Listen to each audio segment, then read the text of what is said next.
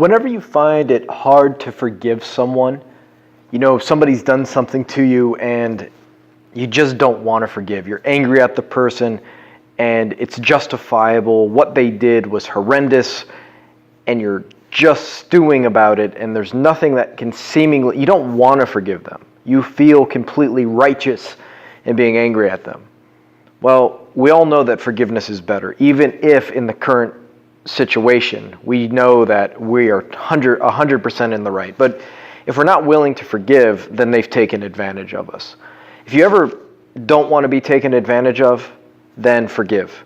Because as long as you don't forgive, you're going to be stuck. You're going to be stuck emotionally.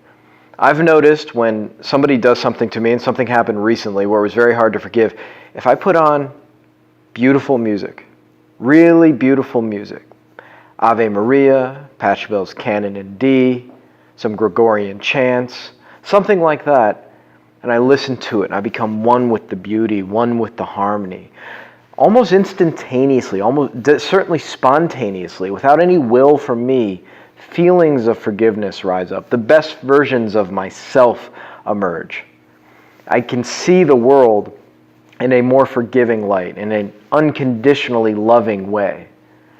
It makes me, when I listen to this, I just feel sort of saintly. And I guess it's like I'm a part-time saint.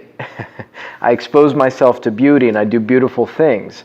And when I get out of it, when I get away from the beauty, the effects last for a while, but you'll notice as you're away from the beauty, you're going to want to not forgive again. You're going to go back to holding that grudge.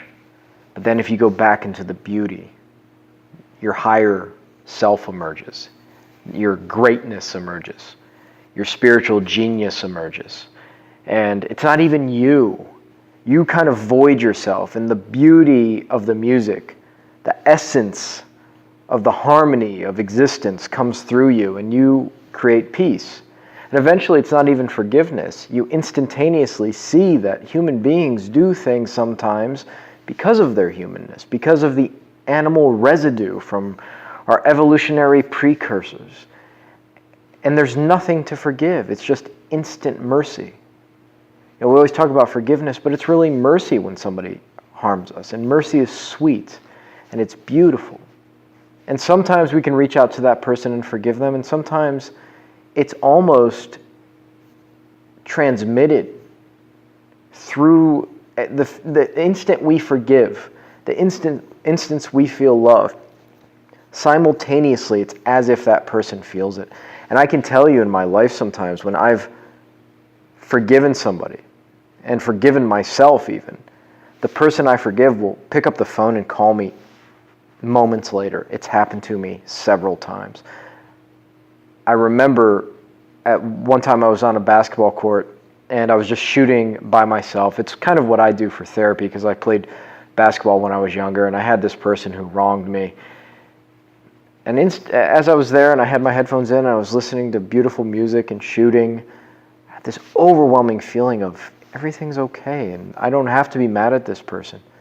And as I'm listening, the song gets interrupted because they called me. And I told them, I said, the moment you called me, I felt love towards you.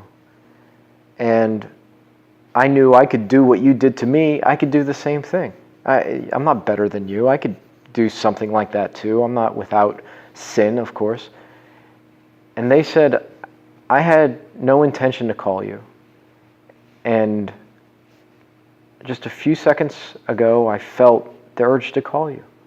So there is some sort of spontaneous, instantaneous, simultaneous, serendipitous communication between souls when one soul deeply forgives and loves. I hope you experience that too. It's really magical.